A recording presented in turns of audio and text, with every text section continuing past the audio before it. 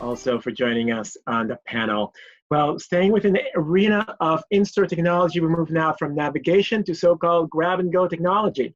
Well, grab-and-go leverages in-store cameras and sensors to identify shopper movements and products they pick inside the store. I will be moderating this session and am joined by Eli Golovici from Trigo Group and Amit Schwarzenberg from Microsoft. I just want to take a quick second also to introduce myself.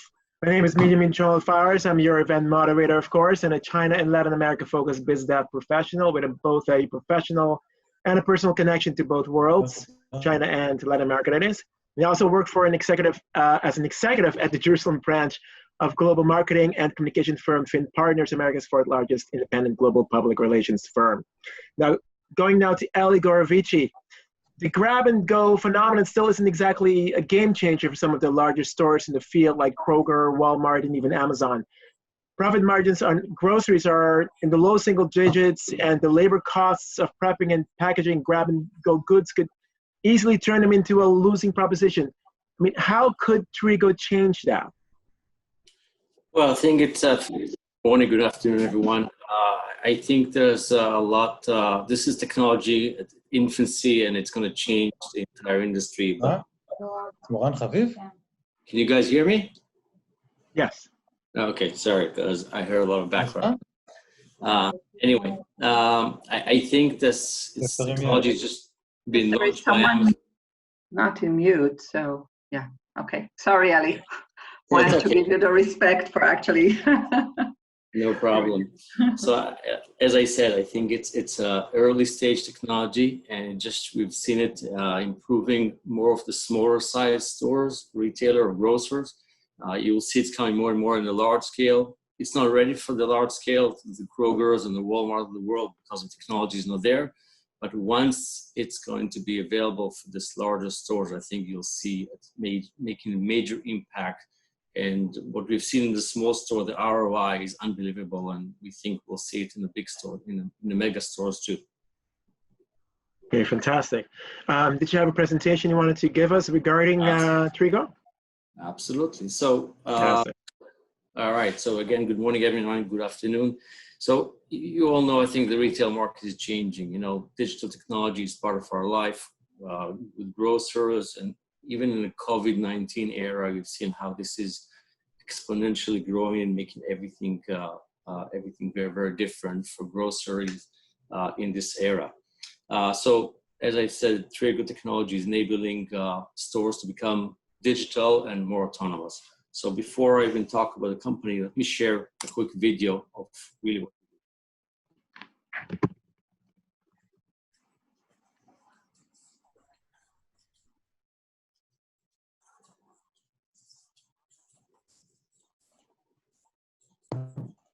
Eli, there is no sound, so if you can please explain.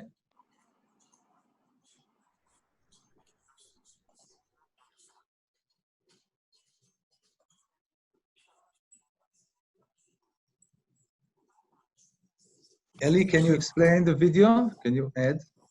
The video is not working? Sorry, yes, the video is not working for you guys? It's working, but it works, but we don't hear you. Okay. All right. Well, there's a video and sound, so I guess the sound doesn't work. But so I'll let it quickly run, and then I'll talk about it. You can explain while it runs. It's better. So again, I think.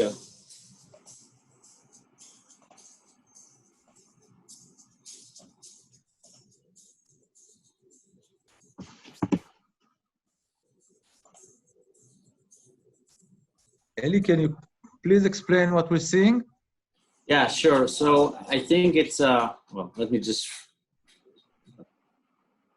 all right, sorry. It was too noisy for me, so I couldn't hear you guys. Anyway, I think most of you should be familiar with Amazon Go, and pretty much the same thing. We have a vision-based system, cameras on the ceiling, basically scanning everything going in the store. It's 3D cameras. Sometimes, you know, when small items, we also use weighted shelf, but it's all based on vision. And we track people, and we track products, and essentially building a shopping list and pairing people coming to the store with what they picked up and go home.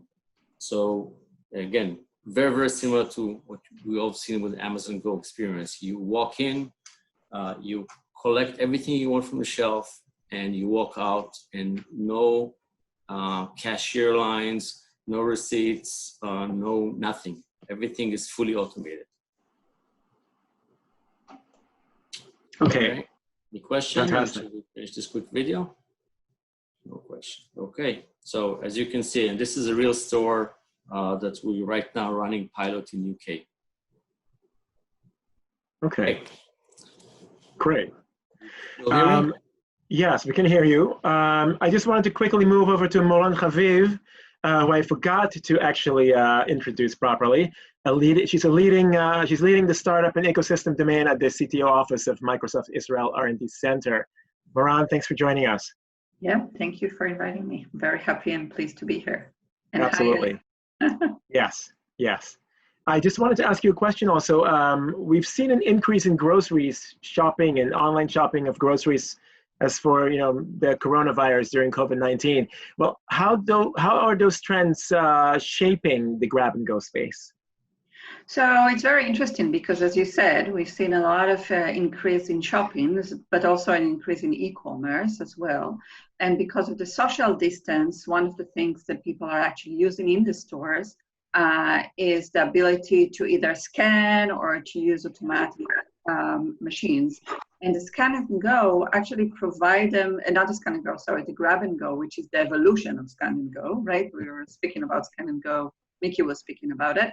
It's the evolution. It's really a seamless experience that enable people to actually come to the store, pick whatever they want. They can be in a social distance from each other and actually pick what they want and go out. And I think this is one of the areas that there was always a question about trust, how much the customers will trust the system, and the coronavirus or the COVID-19 will actually push us to do that, because we will be a lot more afraid to actually have social interactions if it's with the cashier or if someone else, and we will want to be as small amount as possible in the store itself. So this is a great opportunity for this area. And I will add for that, for e-commerce, you need pickers, right? Because of the stores, the groceries need to be fresh. A lot of them are fresh.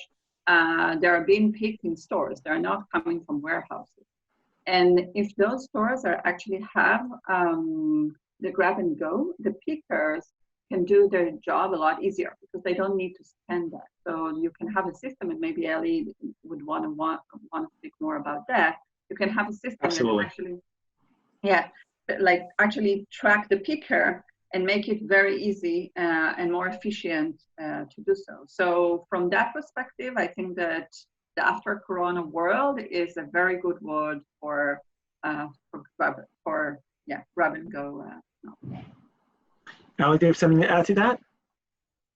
Yeah, sure. So again, I think the post-Corona world is changing a lot of our behavior in store, and we see it, in our how it's increasing the people's interest, because people do not want to stand in line for the cashier. People just want to walk in, walk out, and take whatever they want. Specific right now, that's our focus on grab and go. There's so many other application use cases, like Moran said, pickers, for in-store analytics, which I can share a little bit now, but it's really, if you think about it, what we do is we're taking a 3D model of the store. We're building a 3D model of the store, everything going within the store. Every person, every transaction, every product. So every time I grab something from the shelf, we pick it up from the video, and we build a map.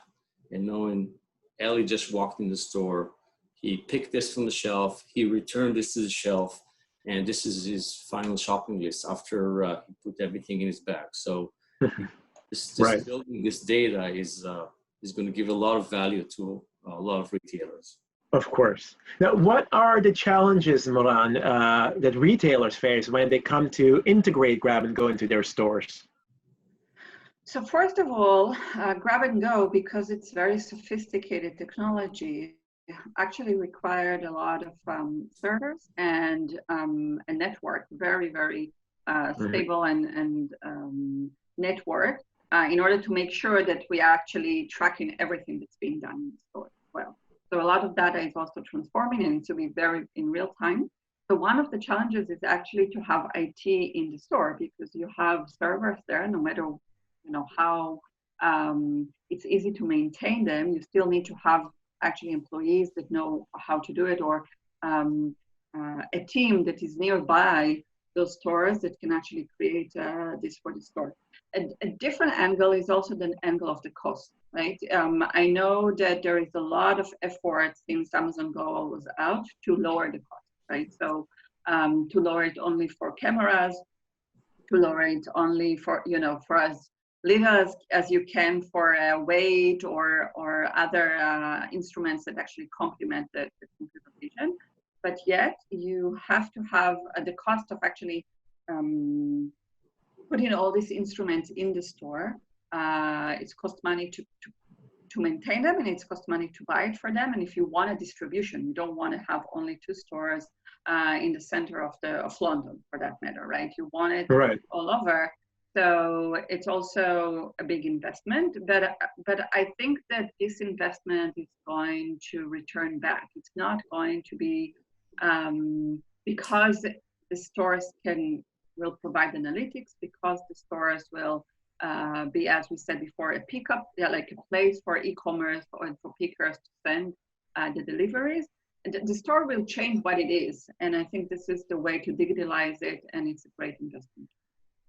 Right. Would you also say that perhaps grab and go essentially brings in traffic, but it then allows for other purchases as well? Would you say that currently is one of the main sort of ways for stores like Amazon, Kroger to make money? Because it sounds like there's a lot of losses involved with it. So there's a lot of losses, but because there are changes, right? Because if you want to do more e-commerce in grocery, especially in groceries, you have to have pickers. If you're having pickers, you want them to be very efficient, as we spoke before. So this is enabling you to be very efficient. If you want, you're going to have less cashiers, but then you're investing the time, you're investing the money, in teams that are more skilled, right, in those areas. Right. So it's not going, I don't think so, that it's going to save money, but I think it's going to be a great investment for actually changing or digitalizing the retail industry. And if you want to compete Amazon, and I think most of the retailers, that's what they want to do, they will have to do it in order to get the data, in order to get the user experience, in order to play. This is a competition that started already when Amazon Go was out. I'll just say one thing that I think is very interesting in this area is that Amazon Go is now a open platform, right? It's like actually others can use it. It's not only for Amazon stores themselves, and it's very interesting because I don't think that a big retailer will use it, because they see AWS and they see Amazon as a very big competitor, and they will not buy anything from Amazon. This is what we see all the time, right? That they're not going to buy it. But in the same time, if you're looking on the medium and not small, but let's say local providers, they might say, in any case, Amazon is not a competition. Whoever want to go to Amazon will actually buy it with that. And it will be very interesting if they're the one that's going to adopt it. Obviously, they will need the money for that, and they will need the skill set for that, but it's interesting. And then it will make Walmart and the other 10, 15 big global retailers have to be there, right? They cannot afford that the medium ones will be there and they're not.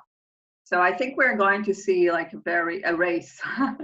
Yeah, well, Ellie, what is your perspective on this in terms of the future? How do you see this developing? So I agree with Moran. First of all, I mean, this is going to be a new experience, and growth